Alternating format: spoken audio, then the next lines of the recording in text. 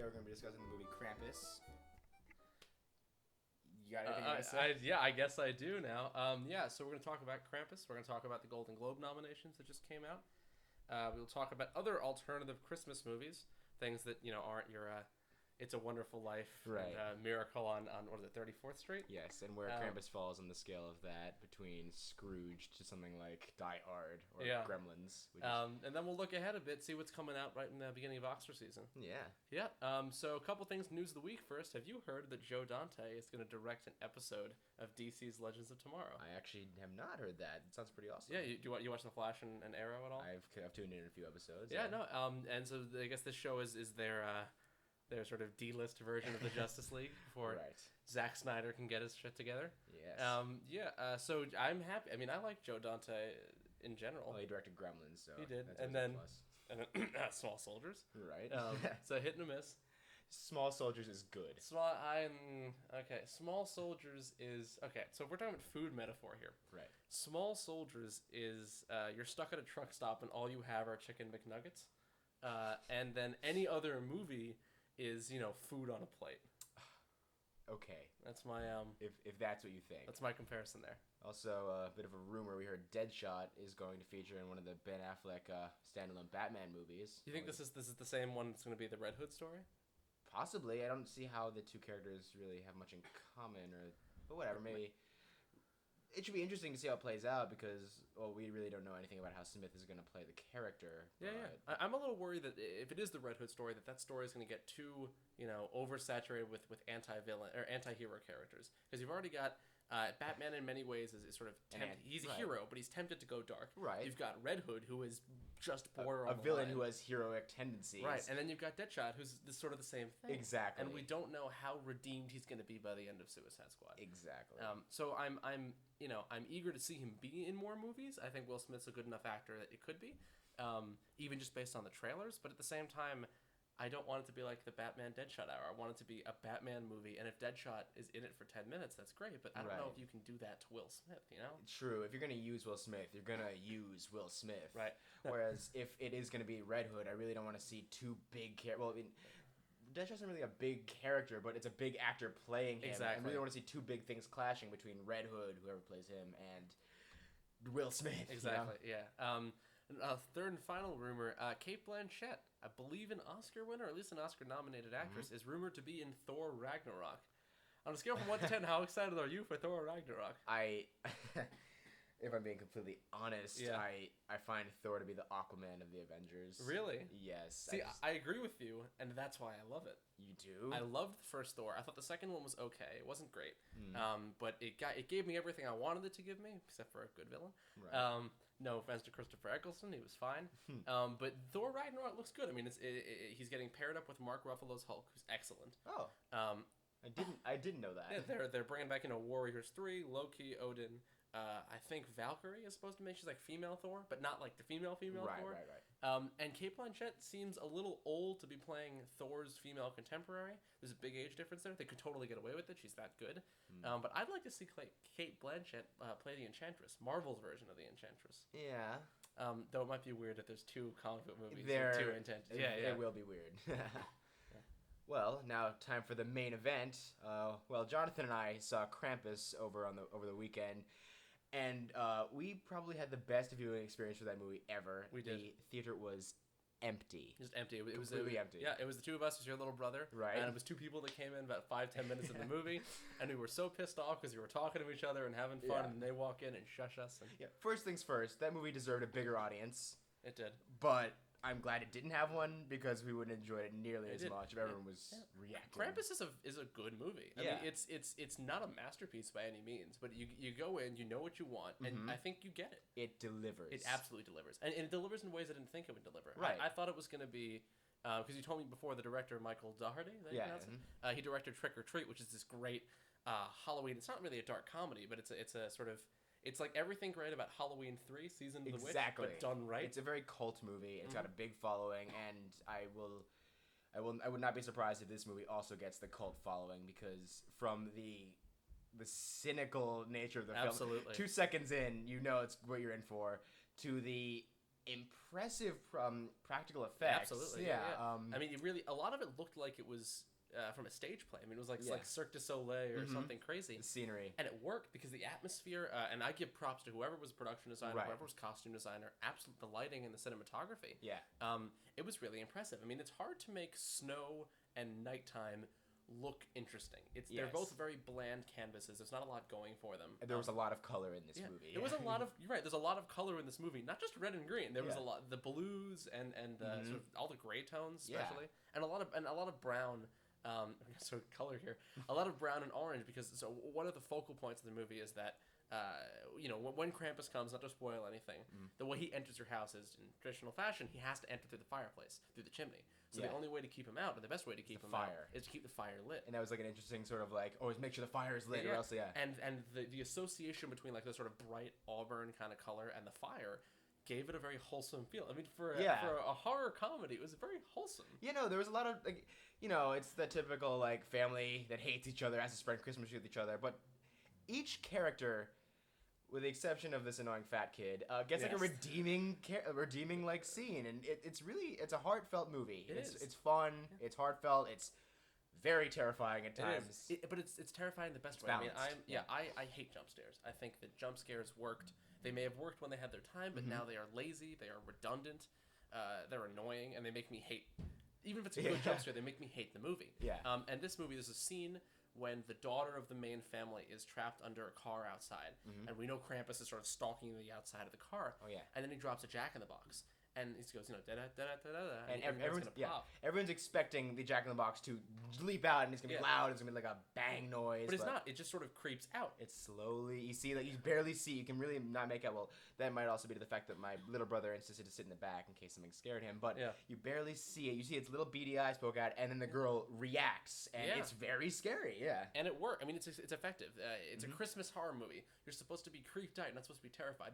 There's one jump scare, like the last shot of the last movie, which is for fun, where all the crazy Krampus characters come out and scare you, and it's delightful. That's real. That's a lot of fun. That scared me a bit, but I mean, you're absolutely right. It was smart. It was a really smart movie, but it wasn't sort of pretentious smart. It wasn't like again, I hate to make the comparison, but it wasn't like Halloween 3, where it almost felt like they were trying to educate us, like they were trying to show us a different kind of satire. It's like, well, you're not that smart, movie. Right? Yeah.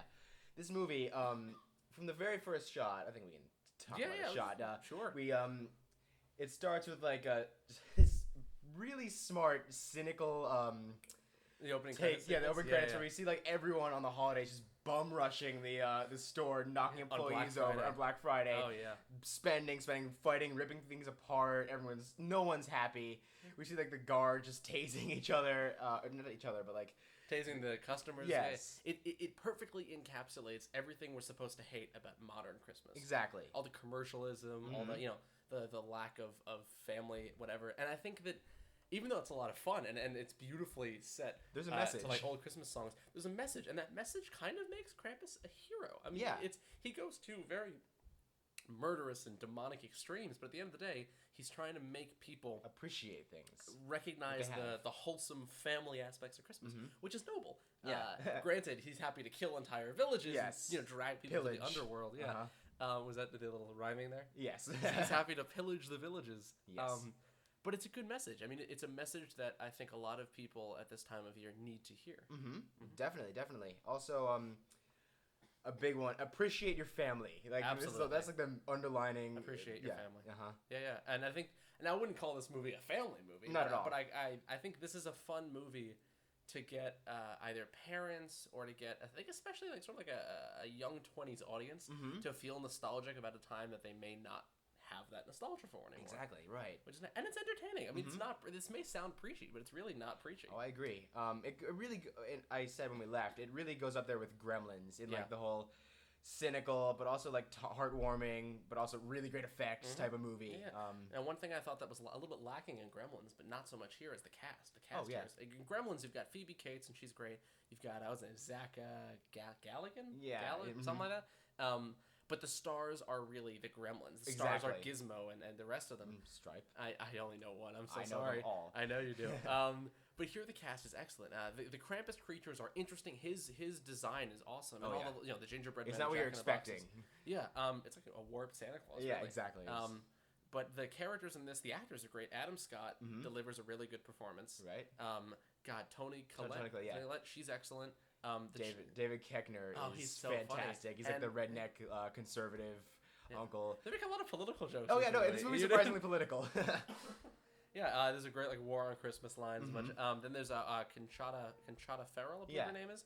The drunk aunt. Yeah. Very fun. She's great. She got this great line at the end. Do you think we should spoil it? No. Okay. Spoil it. There was a great line in the second to last scene of the movie. It is absolutely. It's funny. out of nowhere, and it's hilarious. She has all the best lines, hands down. Another very impressive thing about this movie, and I really give props to the casting director and the director here. The kid actors are great. Yeah. I mean, even the ones that don't do much aren't bad enough or distracting enough to make them bad. I agree with that. The main lead is great. He's not. I thought he was the kid from Iron Man 3. He's not. He's the kid from Chef. You ever see Chef? I know of Chef. Yeah, it's Jean Favreau, John Leguizamo, Sofia Vergara, and he plays like a food truck owner. That's another great movie, totally unrelated. Right, yeah. But the kid was great in that, and the kid's great in this, and it's both about appreciating your family. Exactly. I guess that's his niche, right? There it is. One of the things I really I respected about this movie, I read an interview with the director afterwards. He mentioned that he only used CG when it was absolutely necessary. That's right. Yeah, like there's this one shot where the daughter is like sprinting away from Krampus, and you see him like leaping from house to house, giving like a really like interesting like, wow, this character looks really weird and misshapen, but he's very strong and powerful and fast. But those scenes were obviously done with computer effects. But whenever they use it, they would try to mask it with something. Like he's behind like a field of snow, and so you barely really got to make it out. Almost sort of like a Jaws-ish vibe. You really don't see the actual monster until when you do see it. And when you do see it, it's powerful. And that's a hard thing to do. I mean, if you spend so much time building up the suspense and then you get to the end and it's disappointing, you feel cheated the whole time. Right. This is not disappointing. Exactly. It's not predictable either. Like, it's not. One would think this girl, the girl who's running, she seems like the really nice girl. Like, you know, she seems like the redeeming character, but no, she gets taken early on, and you're like, wow, I wasn't expecting that. And what I was even expecting less is how much I missed her. I mean, this is just your standard, charming, perfectly nice, family secondary character. Yeah. And you miss her because, you really get almost instantaneously the family vibe here, and how everyone is crucial to that family vibe. Even the crazy aunt, even the crazy relatives, the cousins, it all adds together. It adds to the evilness of the character and how he's willing to take stuff to like send his message. So it's powerful. And there's a great, and I know it's a bit of a spoiler, but we have to talk about it. There is a scene when the grandmother character, who's a German speaker, sort of gives the origin of Krampus, and the whole movie that she knows something that no one else does. Yeah.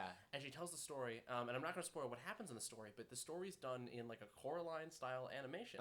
And it's beautiful. I mean, it comes out of nowhere. There's no reason for it. Yeah. But it's gorgeous. You can tell there's tons of effort and time being put into it. I mean, that was really... It seems like the type of like short film that on its own would be Oscar bait. I agree. But it has Krampus in it. It's really good.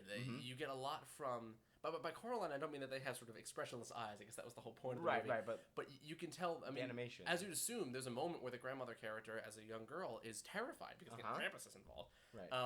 And you see the fear in her character, and it's wonderfully, simplistically animated. Right. Now, it's jarring in that it's not like it's realistic animation, but it's so perfectly stylized that it works. Yeah, it's beautiful. Yeah, it feels Christmassy in a sort of an odd kind of way. Yeah.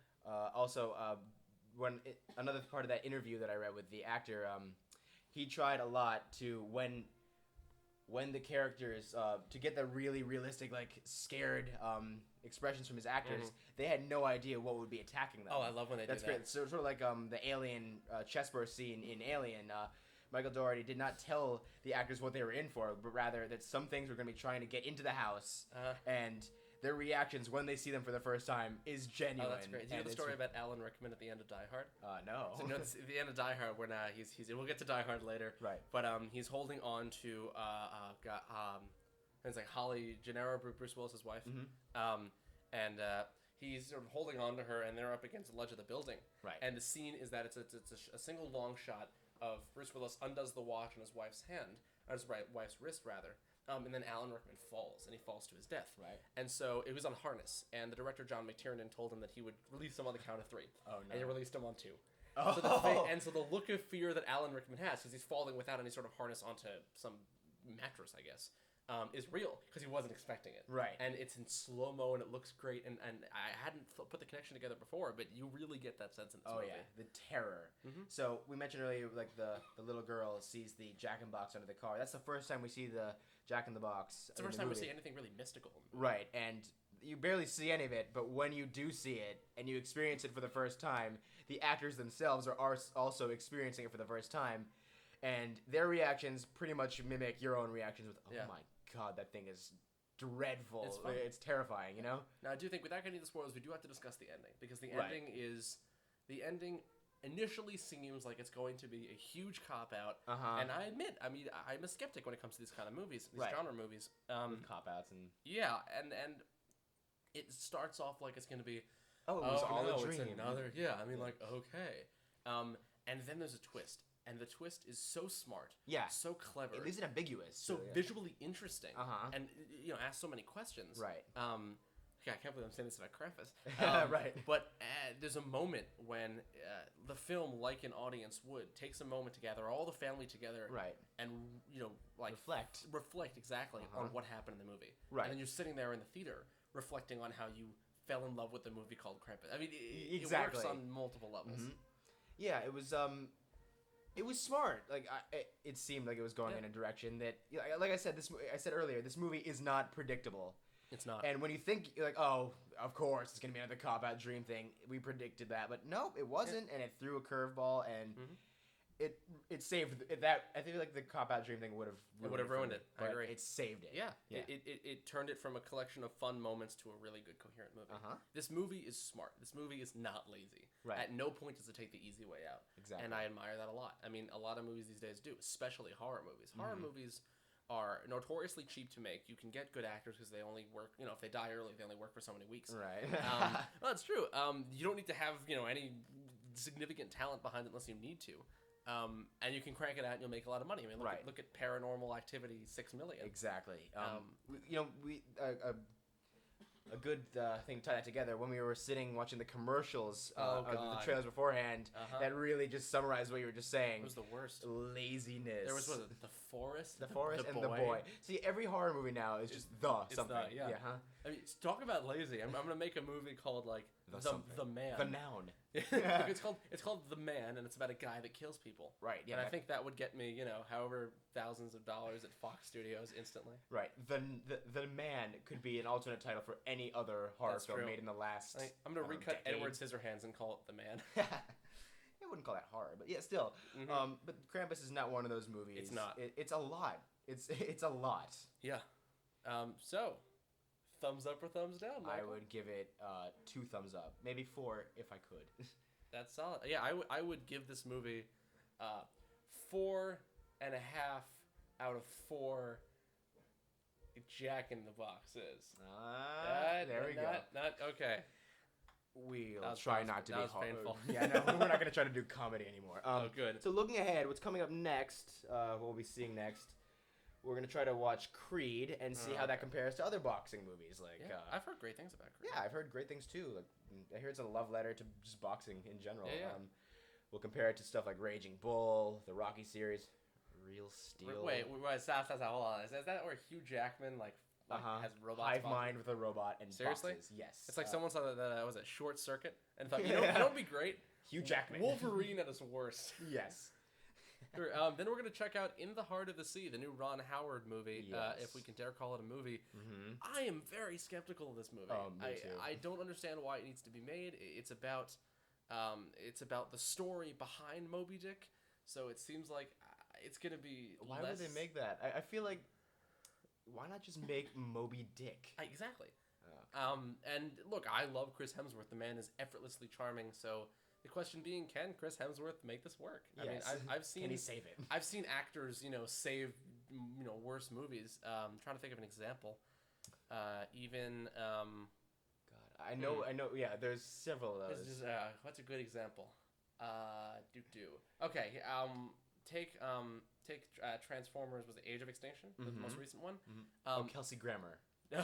Did not like that movie. at all. Mm-hmm. And again, I'm not a huge Transformers fan. I am. Like, that's where we disagree. I'm a Transformers fan. I'm not saying it's bad. I just never got into it. So I go in there as a casual viewer.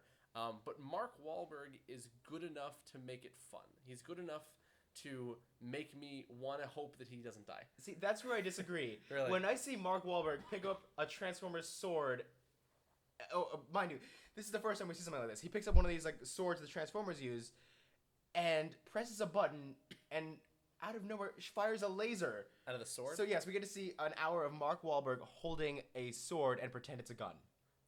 Yeah. See that we'll talk about Transformers another time. Coming up, we'll try to see Concussion and see if Will Smith can give a dignified Michael, are you performance. sure we're going to see Concussion? I would like if you would tell the truth. Oh, yes.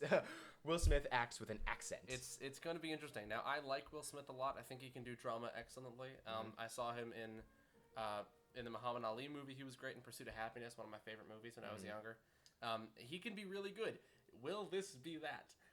I'm going to bet no. I don't. Yeah, this year has not been particularly kind to him. Focus was okay. It was good to watch once, especially on a plane or in a hotel. Right. I enjoyed it. Yeah.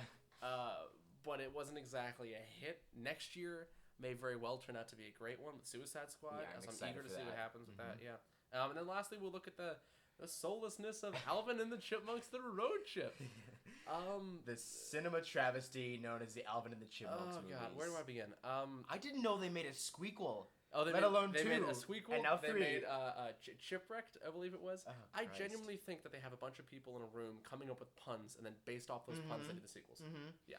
We mentioned earlier there was girl chipmunks for a while, and the Chipettes. Yeah, if like you want to put girl female characters in and have them be like strong female characters, like give them like a dynamic.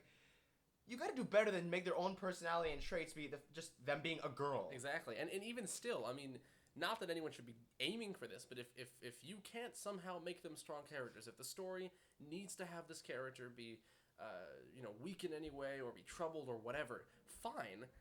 Don't oversaturate the market with that because girls deserve just as many complex characters as boys do, or any other gender for that matter. But like, at least give them something more than like at least have their one personality trait not be girl. Yes. I mean, is that so hard? Yeah, no, and I was under the impression that comedies were supposed to be funny. Right? Why in this trailer does everything just look so sad? No, you're right. I mean, then again, it's called The Road Trip. Yeah, God. Yeah. Okay. Well, that's painful. Want maybe a chipper topic?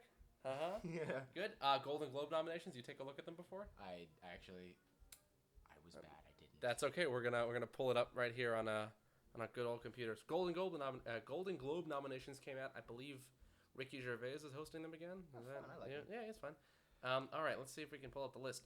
So, Best Picture for Drama: Carol, Mad Max, Fury Road, The Revenant, Room, and Spotlight. I want Fury Road to win. I do. Mad Max is my favorite movie of the year. I think it's excellent. What is Room? Is Room a remake of The Room? I'm willing to bet not. I hope not.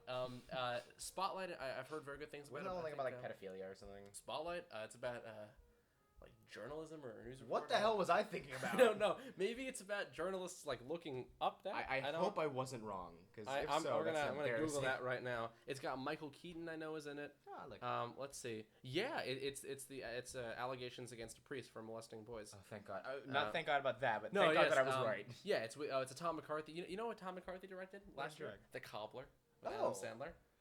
I heard it was a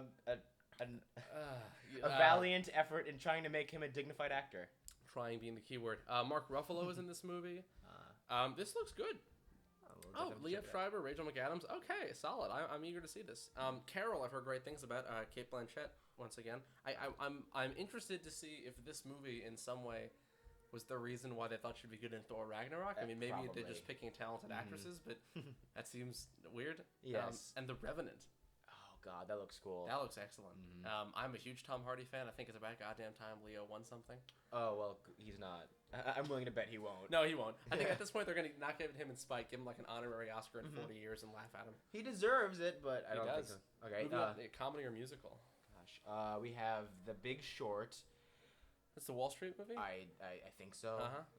Joy, which I heard was great. Yeah. Joy looks great. The Martian, is that a comedy? Why is The Martian a comedy?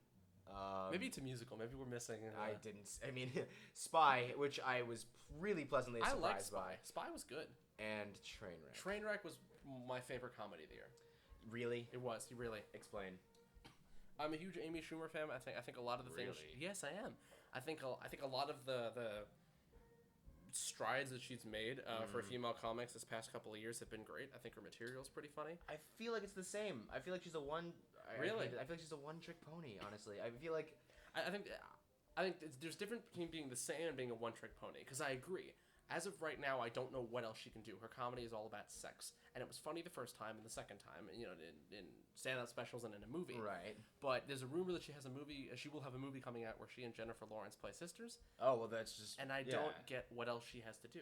The thing I have to say about it is, I feel like it's just raunchiness, and I feel like raunchiness and just plain raunchiness is gross. Whereas you have to be funny and be raunchy in order for it to be funny. See, I felt like Trainwreck was clever because it deconstructed in many ways the stereotype that she was portraying. Sort of the New York, I'm in control of my own destiny woman, who in reality has a lot of issues, and it's fine that you have a lot of issues because people have a lot of issues, and she's sort of strong enough to overcome them, but it's okay if you need help. I like that we had a character who was comfortable with their sexuality. I mean, but at the same time, it doesn't mean I want to see it. I'm going to make a prediction. I'm going to think that she's going to continue to play this character. I think that's what she knows how to do. And I think that's her joke, her shtick. Yeah. I feel like she's going to go to the Robert Downey Jr. school of playing the same character and then That's becoming said character. But see, here's the difference there. Melissa McCarthy plays almost the same character every time, and I enjoy her in each of her movies. See, that there's a difference. I feel like there's I don't know what it is yet, but I think there's a fundamental difference between Melissa McCarthy and Amy Schumer. I think that Melissa McCarthy... Amy Schumer is funny to your babysitter. Melissa McCarthy is funny to your mom. That's the perfect way to sum it up. Yeah. Okay. We'll do actor and actress. And then I guess we're done with these. Right. Best performance by an actress: Cate Blanchett for Carol, Brie Larson for Room. I guess it's not The Room. No love for Lisa. Rooney Mara for Carol again. Saoirse Ronan for Brooklyn. Heard good things about that. And Alicia Vikander for The Danish Girl. I really wish I saw these movies. I recognize the names clearly. No, I haven't really seen any of the movies on this list, and I feel bad about that. Yeah. But Alicia Vikander, I believe she was in Man from U.N.C.L.E., which I did not like. Not to hold her against this movie, but I was not a fan of the Man from U.N.C.L.E. I actually saw it recently, and I did like it. Really? Yeah. What'd you like about it? I like Henry Cavill. I think he's charming. I think the cast is excellent, and I want them to make another one. But I want the director. I think it's Guy. Guy Ritchie. Guy Ritchie, thank you. No, I want Guy Ritchie to stay the hell away from it. I think all the problems in this movie were in the editing room and in the direction. Here's the thing. I should have elaborated. I liked the movie, but we talked about it before I saw it, and all the errors that you mentioned are apparent. Yeah. Yes. Actor. What is actor? Bryan Cranston in Trumbo, which looked interesting. Trumbo was a great cast. I don't think it did as well as it should have, but Trumbo was very good. The Revenant with Leo DiCaprio's got a nomination. Can he win? He cannot. Michael Fassbender and Steve Jobs. I didn't see. I read the Walter Isaacson biography and I saw the Ashton Kutcher movie, and I haven't seen this movie yet, and I know it's directed by, I think it's Danny Boyle and Danny Boyle. And then Aaron Sorkin was writing it. But I just wonder how much more we can tell about Steve Jobs. Between the books and the documentaries. And I thought Ashton Kutcher was fine as it wasn't a great movie. But I feel like you're alone in that. Really? In that regard. I thought it was okay. I thought he was in. I think was it Josh Gad played Steve Wozniak. I feel like they saw that movie and thought, okay, let's get a comedic person to play Steve Wozniak. Yeah, let's just go one step above. I hear it's interesting. I'm intrigued to see. Seth Rogen play a serious role. Yeah. He hasn't done that since Donnie Darko. I don't think. Oh, really? He was the bully. You don't count his role in The Interview as a serious socio-political commentary? How dare I forget that? Seriously. Will Smith in Concussion. Is he really a nominee? Apparently, according to the list. Is it the truth? The truth. God. Yeah, and Eddie Redmayne in The Danish Girl. Oh, now I know what that is. That's the one where he wants to get the operation, right? Yeah. Eddie Redmayne, I applaud for... Now, granted, I haven't seen this, but I'm sure it's good. These past couple of years, he's played roles that, are particularly challenging in that they are roles of characters that he cannot necessarily relate to. On one hand, You mean the alien in Jupiter's Ascending? no, not that. I'm talking about Stephen Hawking. I'm talking about his character, the Danish girl. And on one hand, for roles for disabled people, it'd be nice that they had a disabled actor. For roles for trans people, it'd be nice that they had a trans actor. But I think it's particularly impressive when an actor who can't relate to that can pull it off to do it. Yeah. Oh yeah. I think there's something a little weird about not casting somebody who actually is that. Well, that's similar to like the whole villain thing. The villains are usually the hardest roles to play, and usually it's impressive when the actor can pull off such a despicable character when really they're probably not that despicable, right? I think so. While we're not changing the system right now, let's award somebody for a really great performance. Yes, yeah. certainly. So actresses in comedy or musical, I just mentioned I never got why they necessarily grouped comedy and musical. I mean, they had Les Mis win for best comedy and musical, and that's about the saddest thing I've seen in a while. I mean, it's kind of funny to I- me. We got Jennifer Lawrence for Joy, Amy Schumer for Trainwreck, Melissa McCarthy for Spy. Maggie Smith was in a movie this year. Oh, good for her. And Lady in the Van, which sounds creepier than it probably is. Right. And then Lily Tomlin, God bless her soul, in Grandma. Grandma was excellent. I did not see it with my grandma. You just like Tomlin because she was in Chinatown. I love Tomlin. She was in Chinatown? Was she not in Chinatown? Was she not? Do you know who Lily Tomlin is? I'm sorry, I thought it was someone else. She was in I'm cutting that. No, we're not. I loved her in The West Wing. She played the sort of executive presidential secretary for sort of the later seasons. I don't know how old she was in Chinatown came out. Chinatown came out in the 70s, right? Man, who am I thinking of? I don't know. I Faye Dunaway, maybe? I don't quite know how you can confuse Lily Tomlin. Was it Faye Dunaway? Yes, it was Faye Dunaway. How do you confuse Lily Tomlin and Faye Dunaway? I haven't seen that movie in a long Okay, time. no, okay. Maybe you'd like to read Best Actor in a Comedy? Yes, fine. And not murder me? Christian Bale in The Big Short.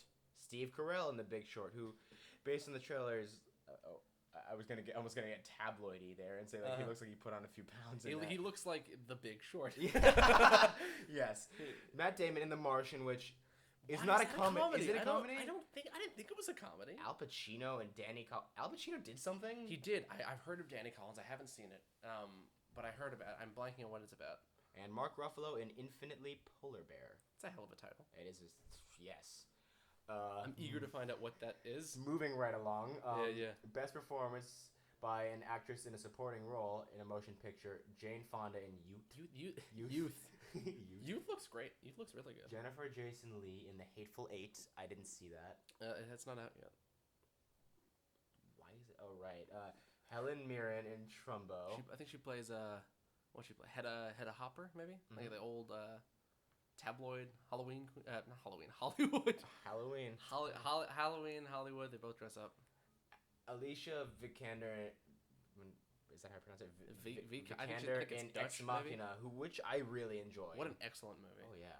I mean, there are like 3 people in it. Yeah. I mean, she really got to shine. It's always impressive when there's a movie with like 3 people, and it manages to be interesting. Exactly. Mm-hmm. Kate Winslet and Steve Jobs. She plays his wife, I assume, his first wife. I'm guessing. Did he remarry? I don't know. Okay, actor in a supporting role, Paul Dano. Mm-hmm. Why? That sounds so familiar, and I can't place it, and I feel bad about that. Idris Elba in Beasts of No Nation. That was fantastic. Mm-hmm. Props to Netflix for getting on the bandwagon of making movies. Oh, definitely. That's really good. Mark Rylance in Bridge of Spies. Did you see Bridge of Spies? I did not. A return. I mean, not like Steven Spielberg ever stopped being great, aside from Crystal Skull. But it is an excellent movie. I mean, a really well done movie. Yeah. Michael Shannon in 99 Homes, who I adore. Yeah, he's great. Have you seen The Iceman? I've heard of The Iceman. The Iceman is excellent. I mean, if you think he's good in anything else but Man of Steel, he is excellent in this movie. Well, he was great in Boardwalk Empire too. That's true. Sylvester Stallone in Creed. Claps to you, Stallone. I mean, that was well done. Yeah, I haven't well done. Best director. Well, I haven't seen it yet. Best director in motion picture. Todd Haynes for Carol.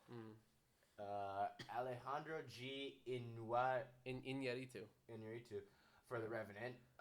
George Miller for Mad Max Fury Road. He's got to get it. I hope. I mean, really. Ridley Scott for The Martian. Tom McCarthy for Spotlight. Yeah, I think that.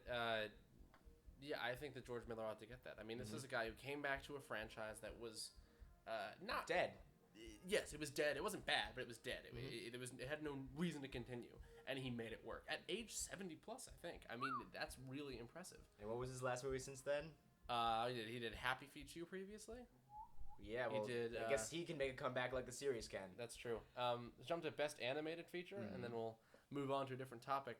Anomalisa? I don't know what that is. The Good Dinosaur. I did not like A Good Dinosaur. I liked it.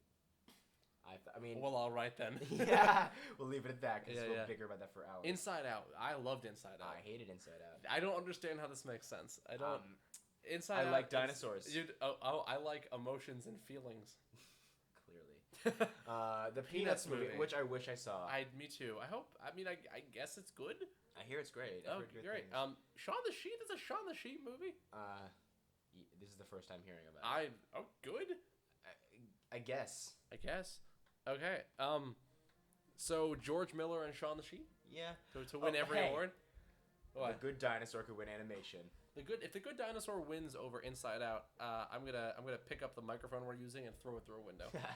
I promise you that. I will enjoy watching every second. Yeah. That about does it for today on Get Real. Tune in with us next time when we check out if Chris Hemsworth can save this movie, or if it winds up like a beached whale. But as the comedy portion. We're gonna try not to do jokes. Yeah. All right. See you then.